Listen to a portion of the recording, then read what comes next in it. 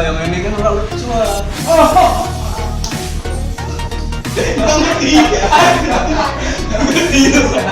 Lah, aku isi dobrain. Jenenge korban dia apa?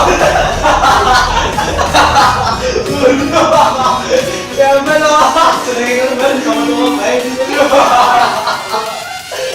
Kan ini belum bisa mau loh.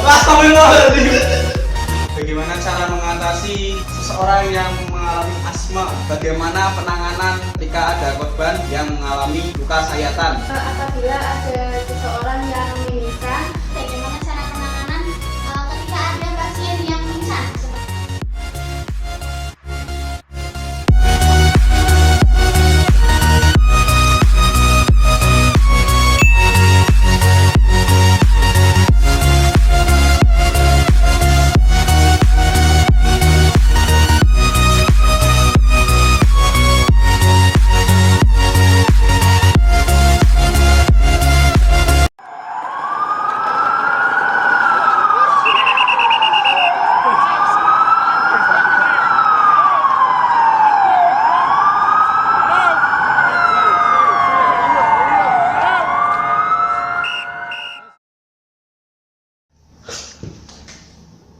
Assalamualaikum warahmatullahi wabarakatuh.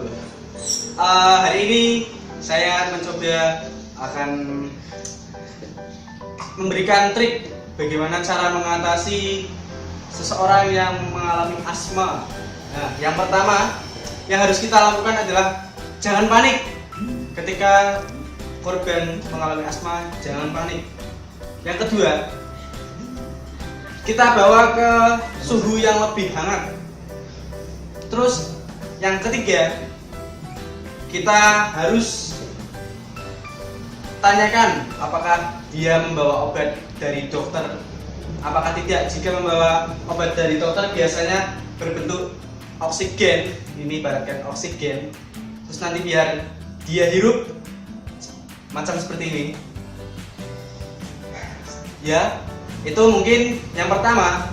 Jika tidak membawa obat, nah ini jika tidak membawa obat, jangan ditempatkan di tempat-tempat yang mudah untuk mendapatkan alergi seperti itu. Terus cara yang ketiga, kita lihat, kita pencet dada sebelah atas sekitar 2 cm di atas dada, ya. Terus kita tekan di sebelah kiri, ya, ditekan, ya, seperti ini. Setelah selesai, kita biarkan dia untuk bernapas kembali supaya saluran pernapasannya menjadi lancar. Demikian sedikit trik cara untuk mengatasi korban asma. Terima kasih. Assalamualaikum warahmatullahi wabarakatuh.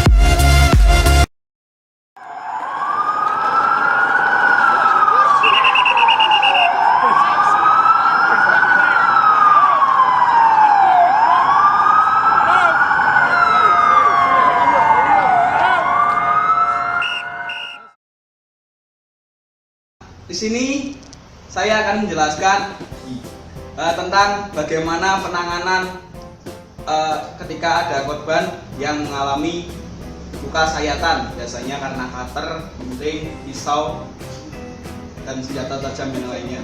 Seperti itu. Yang pertama yang dilakukan adalah ketika menemui korban yang mengalami luka sayatan, biasa yang terjadi adalah darah itu keluar dan dalam jumlah yang lumayan banyak.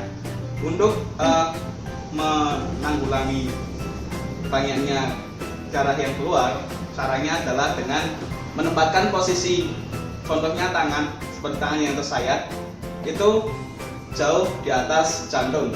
Artinya jantung itu kan fungsinya memompa darah. Jadi ketika jantung letak luka ada di bawah jantung, itu darah akan mengalir lebih deras. Tapi ketika kita di atas jantung, maka pasokan darah menuju luka itu akan dapat dikurangi seperti itu. Yang kedua adalah jangan lupa mencuci luka. Hal itu digunakan untuk membekukan darah ya, karena darah itu ketika sudah keluar akan cepat sekali beku ketika sudah bereaksi dengan oksigen. Kemudian yang kedua adalah membersihkan darah yang masih tersisa dengan kapas. Usahakan jangan yang pink, putih dalam. Kapas dibersihkan, contoh ya, dibersihkan seperti itu. Kalau perlu sekalian ditutup. Hal ini dengan bertujuan agar darah itu tidak keluar lebih banyak dan bisa membeku di bawah kapas seperti itu. Setelah dirasa aliran darah sudah tertutup atau darah yang keluar sudah membeku yang bagian atas ini, bersihkan dengan betadine ataupun alkohol untuk menghindari dari infeksi dari kuman seperti itu. Ini contoh saja, dibersihkan dengan betadine. Kemudian dengan kapas yang lebih bersih lagi, kita tutup luka ini. Kemudian dengan kasa ini tujuannya adalah untuk biar si kapas tidak lepas seperti itu. Ini improvisasi saja, di istilah bahasa Jawanya diblebet atau ditutupi atau diikat si kasa untuk mengikat daripada kapas. Kemudian kalau mau lebih kuat lagi bisa ditambahkan plester, hansaplas atau apapun yang bisa melekat kecuali lem, jangan pakai lem. Itu seperti itu untuk penolongan untuk awam. Tapi kalau awam terlatih, biasanya setelah seperti ini bisa ditutupi dengan yang namanya kain putih seperti mori, cuman bukan mori, namanya mitela. Kalau di PMI atau PMR atau KSR itu namanya mitela. Setelah proses tadi itu ditutup dengan mitela. Contohnya seperti ini. Seperti ini contohnya, lalu diikat dengan kuat. Ini improvisasi saja karena saya bukan awam terlatih, cuman pernah belajar seperti itu. Ya, sekian dari kami, dari Racana Kusuma Bangsa, dari Kusuma Bangsa. Saya Rugi Bradijaya dan korban saya Ahmad, timnya melaporkan dari tempat kejadian tergoresnya tangan Dimyati. Sekian, terima kasih. Assalamualaikum warahmatullahi wabarakatuh. Salam Pramuka.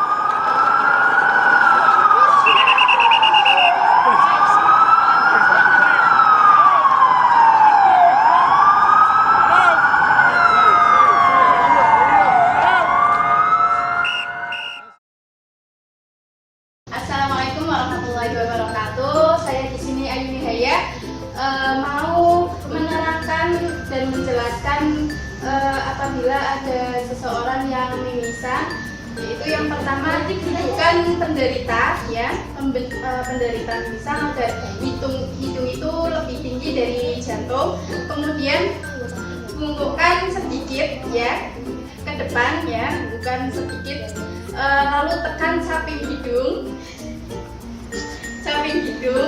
selama 5 menit dan instruksikan kepada penderita agar tidak bernafas lewat hidung tapi dengan mulut. Coba penderita Beri kompres dingin pada hidung agar memperlambat aliran darah. Seperti ini ya. Tapi ini kayaknya kebesaran. Kemudian jika kita beri antara 5 menit ya, kita diamkan. Kalau sudah 5 menit kita lepas.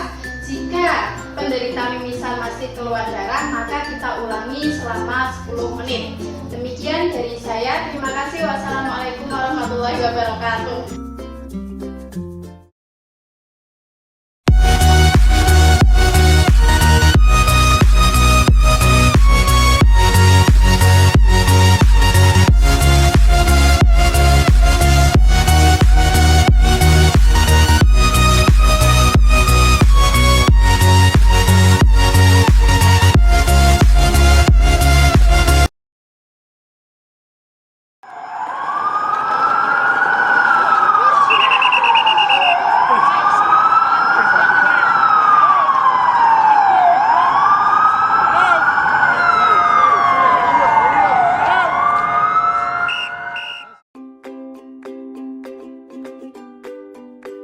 Assalamualaikum warahmatullahi wabarakatuh. Di sini saya akan menjelaskan bagaimana cara penanganan ketika ada pasien yang pingsan seperti itu. Dan hal yang pertama kita lakukan adalah memindahkan pasien ditempatkan ke tempat yang udaranya itu terbuka, jadi bukan sesuatu tempat yang pengap seperti itu. Setelah kita pindahkan si pasien dan kita tidurkan, berilah alas pada kepala dan juga bagian kaki, karena ini berguna untuk proses peredaran darah. Ketika seperti ini, peredaran darah akan lebih lancar dan si pasien juga akan semakin mempercepat kesadarannya seperti itu. Setelah kita memberi alas pada kepala dan kaki, kita melepas sesuatu yang istilahnya mengikat. Kita menggunakan sesuatu yang mengikat seperti kalau perempuan biasanya peniti, terus juga sabuk, ataupun ketika si korban memakai sepatu, diusahakan kita melepas sepatunya seperti itu. Lalu setelah kita melepas atau menggunakan sesuatu yang lebih kuat, hal yang selanjutnya adalah kita tanyakan kepada si korban, apakah si korban ini alergi atau tidak terhadap obat-obatan seperti minyak angin. Karena ketika kita tidak bertanya terlebih dahulu, akan timbul kemungkinan bahwa si korban ini mempunyai alergi terhadap minyak angin. Dan ketika kita sudah menanyakan kepada korban apakah dia alergi atau tidak, baru kita diperbolehkan untuk memakaikan minyak angin tersebut. Mungkin sekian dari saya. Terima kasih. Wassalamualaikum warahmatullahi wabarakatuh.